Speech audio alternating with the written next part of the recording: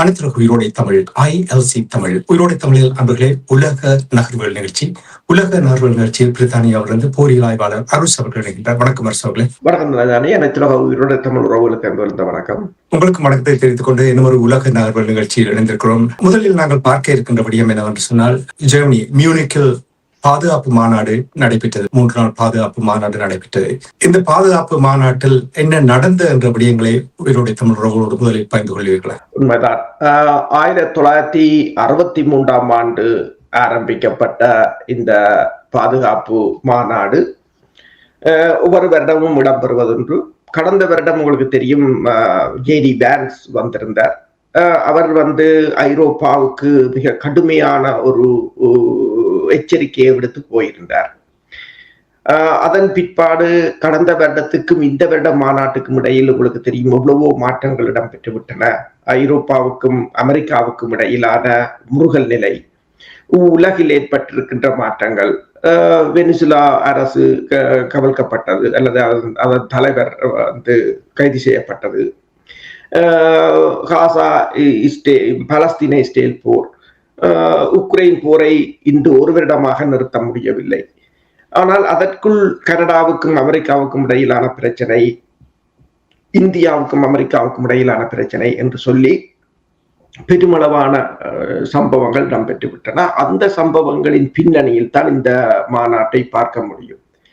இதிலும் மிகவும் என்னென்று சொல்வது, ஒரு பதற்றமான சூழ்நிலையில் தான் இந்த மாநாடு நடைபெற்றிருக்கிறது, நடைபெற்று முடிந்திருக்கின்றது. அங்கு பேசிய அமெரிக்காவின் வெளிவிவகார செயலாளர் மார்க்கோ ரூபியோ சொல்லி கூறியிருக்கின்றார். அதாவது நாங்கள் குளோபல் சவுத்தை ஒரு ரீகொலனைஸ் பண்ண வேண்டும்.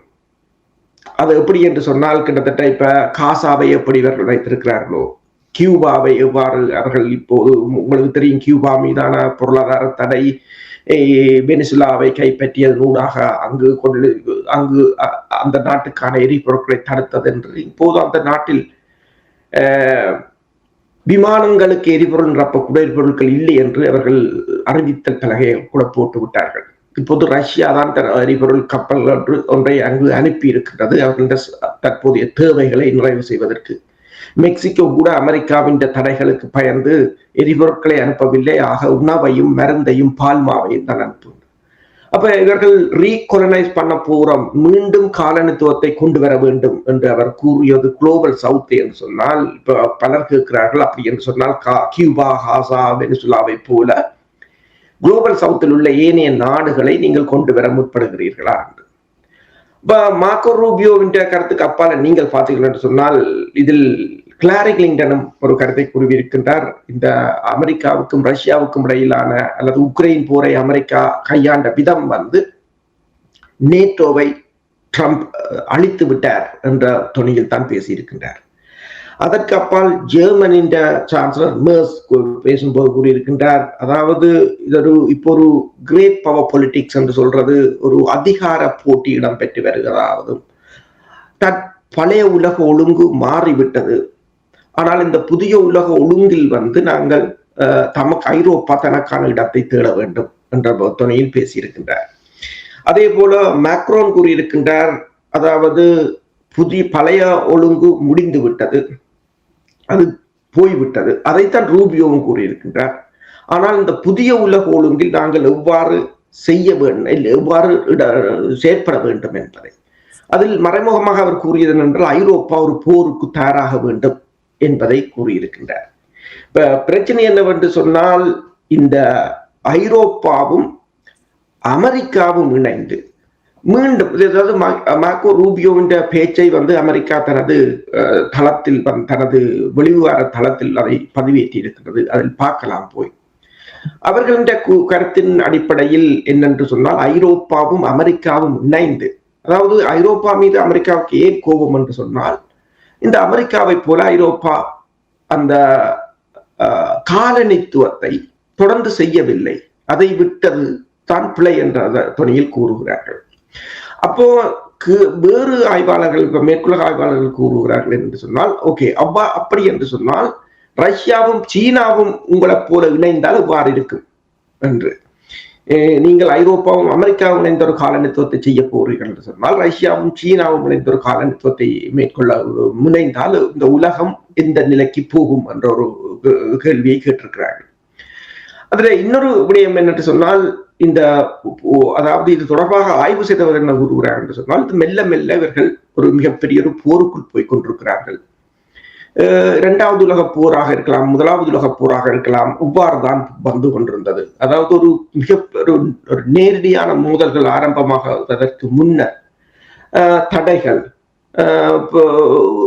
அந்நிய கையிருப்புகளை முடக்குதல், கப்பல்களை தடுத்தல், சட்டவிரோதமாக நாடுகளை ஆக்கிரமித்தல், இவ்வாறுதான் ஒரு லோவர் இன்டென்சிட்டியா இந்த போர் வந்து முதலில் ஆரம்பிப்பதுண்டு. அதற்கு பிறகுதான் இது மிகப்பெரிய ஒரு போராக மாறும் என்று சொல்லியும் 1920களில் இருந்து 35 வரையிலும் பொருளாதாரம் வளர்ந்தது, ரியல் எஸ்டேட் வளர்ந்தது, பங்கு சந்தைகள் வளர்ந்தது.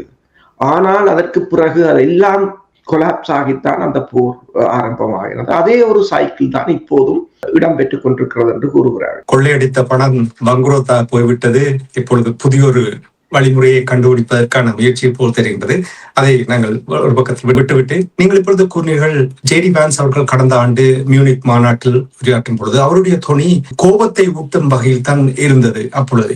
ஆனால் இந்த தடவை மார்க்கோ ரூபியோ அவர்கள் வந்து அந்த மாநாட்டில் உரையாற்றும் பொழுது அவருடைய தொனியில் ஒரு மாற்றம் இருப்பதை அவதானிக்கக்கூடியதாக இருக்கின்றது. நிம்மதி மூச்சு விடக்கூடியதாக இருக்கின்றது சில நாடாளுமன்ற உறுப்பினர்கள் கூறிய கருத்தை கேட்டேன்.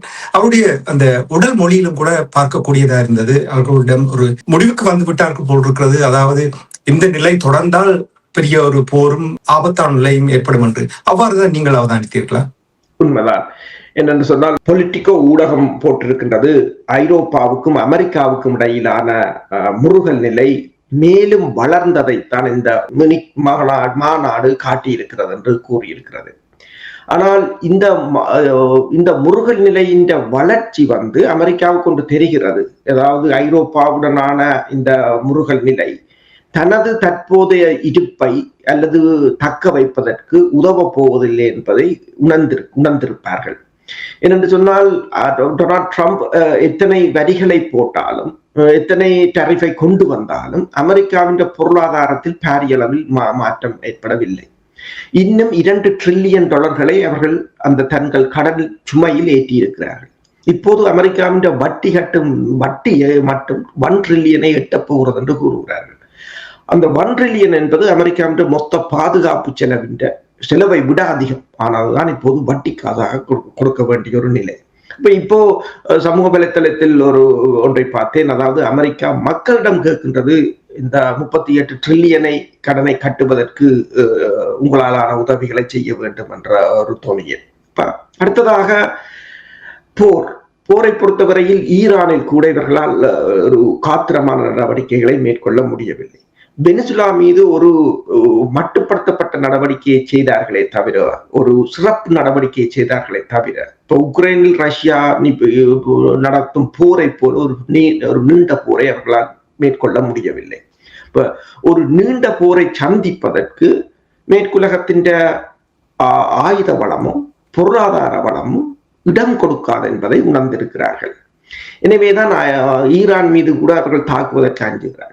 கடந்த ஆண்டு 2025ஆம் ஆண்டு ஈரான் மீதான போர் 12 நாள் போரில் கூட பல சுத்துமாத்து வேலைகள்லாம் இடம்பெற்றது. ஈரானை தாக்க போகிறோம் என்று அமெரிக்கா ஈரானுக்கு முதலில் செய்தி அனுப்பினது, அமெரிக்காவை தாக்க போகிறோம் என்று ஈரான் முதலில் அமெரிக்காவுக்கு செய்தி அனுப்பினது என்று சொல்லும் போது பல அமெரிக்காவை பொறுத்தவரையில் அது முன்னைய இப்ப நீங்கள் பார்த்த 1960களில் 70களில் மேற்கொண்ட போரை போல ஒரு போரை எதிர்கொள்ற சக்தி இல்லை என்ற ஒரு நிலையில் வந்துட்ட. ஏனென்று சொன்னால் உண்மையில் அவர்களிடம் தரமான ஆயுதங்கள் இருக்கின்றன. உலகில் மிகச்சிறந்த கடற்படை இருக்கின்றது, உலகில் மிகச்சிறந்த ஆயுதங்கள் இருக்கின்றன. இருந்தாலும் பொருளாதாரம் இடம் கொடுக்காது. அதுதான் அந்த பிரச்சனை. என்னென்னு சொன்னால் இப்ப அவர்களின் ஆயுதங்கள் இப்ப உங்களுக்கு தெரியும், இப்ப ஒரு விமானம் தாங்கி கப்பல் கூட ஒரு நாளைக்கு எத்தனையோ $1 மில்லியன் விளங்கி கொண்டிருக்கும், அது கடலுக்கு நிற்கும் போது. அப்ப இதை தனது பவரை தக்க வைப்பதற்கு உலகத்தை செலவு செய்தார்கள். ஆனால் இப்போது புதிய போர் முறையில் ட்ரோன்களாக இருக்கலாம், எலக்ட்ரானிக் வார்ஃபேராக இருக்கலாம், டிஃபென்ஸ் சிஸ்டங்கள், அதாவது டெக்னாலஜி வளர்ந்திருக்கிற நிலையில் இவ்வளவு செலவழிக்கின்ற இந்த ஆயுதங்கள் பயனற்று போகும்போது பொருளாதாரம் ஒரு ஈடாட்டம் கண்டு விடுகின்றது. எனவேதான் உங்களுக்கு தெரியும், நீங்கள் கூறியது போல போன முறை வான்ஸ் கூறிய போதிருந்த அந்த திடமான நம்பிக்கையும் ஒரு எடுத்தறிந்த தனமான பேச்சும் இப்போது இல்லை. என்னென்று சொன்னால் இந்த ஒரு வருடத்துக்கு அவர்களும் பட்டுழைந்து விட்டதாகத்தான் தெரிகிறது.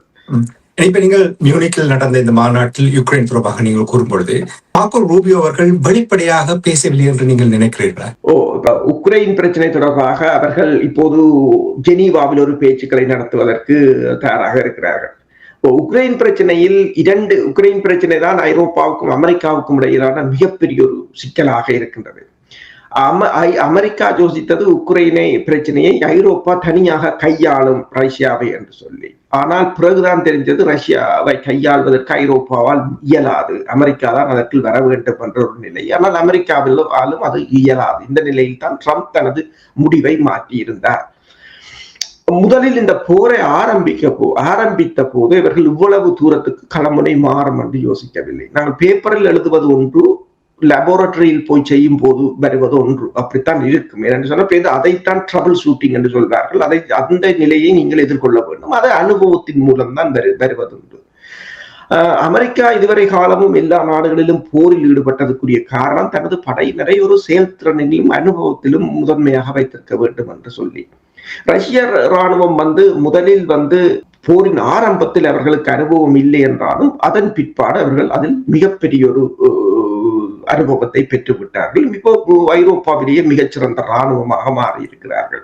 இப்ப அமெரிக்காவை பொறுத்தவரையில் ரஷ்யாவுடனான இந்த பேச்சுக்கள் இடம்பெறுவதால் அதை தான் நேரடியாக இதை பேசுவதற்கும் அவர் விரும்பவில்லை. அதே நிலையில் தான் ஹிலாரி கிளின்டன் இந்த ரஷ்யாவுக்கும் அமெரிக்காவுக்கும் இடையிலான அமெரிக்கா ரஷ்யாவிலே மேற்கொண்ட முடிவு நேட்டோவை அழித்து விட்டது என்ற துணியில் தான் அவர் பேசியது. இன்னொரு விடயம் நான் அவதானித்த இந்த மாநாடு தொடர்பாக பார்த்துக் கொண்டிருக்கும் பொழுது உன்னிப்பாக அவதானிக்கக்கூடியதாக இருந்தது என்னவென்றால், ஐரோப்பிய ஒன்றிய நாடுகள் ஒரு திட்டவட்டமான அனுமானத்துக்கு வந்திருக்கிறார்கள் போல் தெரிகின்றது. ஆனால் அது உண்மையாக தெரியவில்லை. என்னவென்று சொன்னால், அமெரிக்கா மீது நாங்கள் நம்பி இருப்பதை அது ஆபத்தான ஒரு நிலைமைக்கு மாற்றிவிடும் என்று அவர்களிடம் கருத்து பரிமாறல் நடைபெற்றதை அவதானிக்கக்கூடியது. அதே போல் சில ஆய்வாளர்களும் அவ்வாறான ஒரு கருத்துக்களை கூறியதை நான் கேட்டேன்.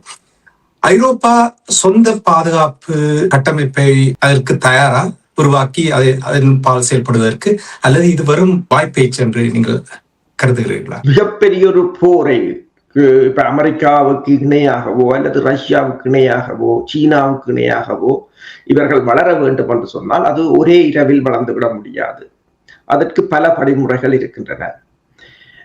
ஐரோப்பாவுக்கு ஏற்பட்டிருக்கின்ற பிளவுகள் ஒரு புறம் இருக்க, அவர்கள் பல வழிகளில் தங்களை தக்க வைக்க முற்பட வேண்டும். ஒன்று, எனர்ஜி, அவர்களுடைய எரிசக்தியில் தன்னிறைவு பெற்றிருக்க வேண்டும். அது ரஷ்யாவில் தான் தங்கியிருந்தார்கள், இப்போது அமெரிக்காவில் தங்கியிருக்க வேண்டிய ஒரு நிலைக்கு போயிருக்கிறார்கள். இரண்டாவது, ஆயுதத்தை பொறுத்தவரையில் 80% ஆயுதத்தை இப்போதும் அமெரிக்காவில் இருந்து தான் கொள்வனவு செய்கிறார்கள். மூன்றாவது, அவர்களுடைய பாதுகாப்பு செலவீனம். இனித்தான் அவர்கள் 800 தொடக்கம் 900 பில்லியன் யூரோக்களை ஒதுக்கப் போவதாக கூறியிருக்கிறார்கள் அமெரிக்காவுக்கு இணையாக. இப்ப அமெரிக்காவின் பாதுகாப்பு செலவினம் கடந்த ஆண்டு 900 பில்லியன் டாலர்களாக இருந்தது, இனி 1 ட்ரில்லியனாக மாறப்போகிறது. இனித்தான் ஐரோப்பா அதை செய்ய போவதாக கூறுகிறார்கள். ஆனால் அந்த 900 ட்ரில்லியன், அதாவது 1 ட்ரில்லியனும் இவர்களுடைய போர் முறைகளுடன் ஒப்பிடும் போது, இப்ப ரஷ்யாவின்டையோ ஈரான்டையோ வடகொரியான்டையோ அல்லது சீனாவின்டையோ போர் முறைகளுடன் ஒப்பிடும் போது அதிக செலவாகத்தான் இருக்கும். அவர்களுடைய விலை குறைந்ததாக இருக்கும், அவர்களுடைய கூடுதலாக இருக்கும். சும்மா நீங்கள் பார்த்தீங்கன்னு சொன்னால், ஒரு ஆர்ட்லரி செல் கிட்டத்தட்ட ரஷ்யாவின் ஷெல் 152 மில்லிமீட்டர் என்று சொன்னால் அது ஒரு $900 $1000 இருக்கு.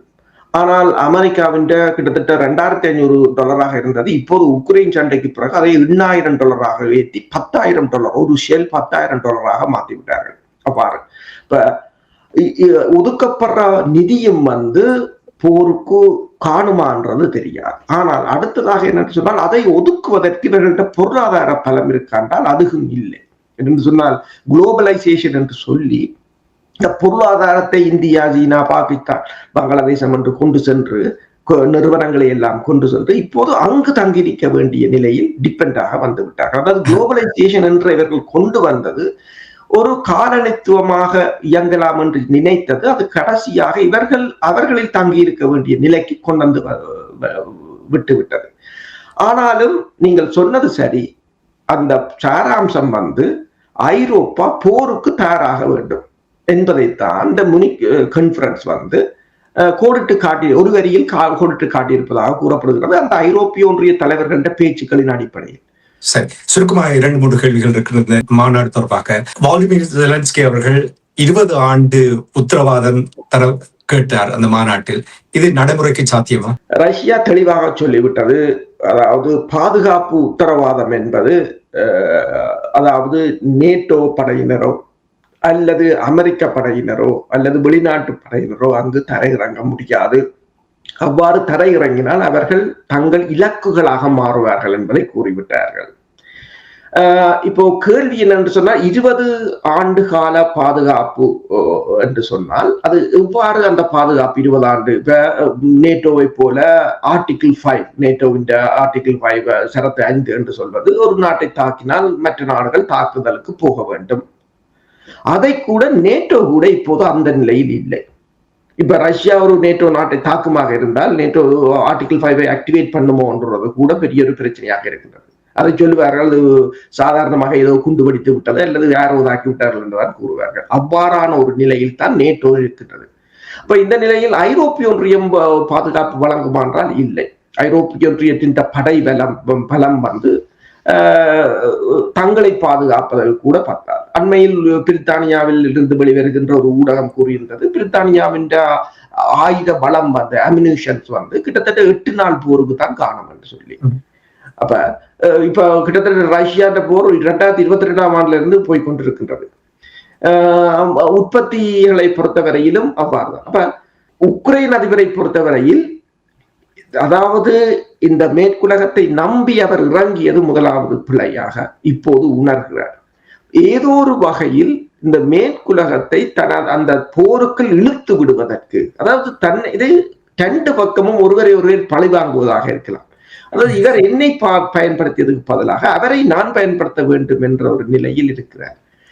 அண்மையில் கூட என்னை கேட்டிருந்தார் ஒரு சந்திப்பின் ஒரு விழாவில் சந்தித்த போது இந்த செலன்ஸ்கியின் முடிவு எவ்வாறு இருக்கலாம் சில சமயம் சில நாட்டை விட்டு ஐரோப்பாவுக்கு இப்ப அமெரிக்காவுக்கும் ஓடலாமோ தெரியாது, ஐரோப்பாவுக்கு தப்பி ஓட வேண்டிய ஒரு நிலையாகத்தான் இருக்கலாம் போற நிலைமைகளை பார்க்கும் போது. சரி, இனி இந்த மாநாட்டில் சீனா பங்கெடுத்தது ஐரோப்பிய நாடுகளுக்கு இது ஒரு சாதகமான விடயமாக பார்க்கிறீர்களா அல்லது தலையீடு தரக்கூடிய விடயமாக பார்க்கிறீர்களா? உண்மைதான். சீனா அதில் பங்கு பெற்றியது வந்து உண்மையில் சீனா வந்து அதில் பங்கு பெற்றியது வந்து குளோபல் சவுத், அதாவது ரஷ்யா சீனா அந்த அணிக்கு குளோபல் சவுத்தை பொறுத்தவரையில் இப்ப ரஷ்யா அமெரிக்காவை பொறுத்தவரையில் மேற்கு அரைக்கோளம் கிழக்கு அரைக்கோளம் என்று பிரிக்கப்பட்டிருந்தது.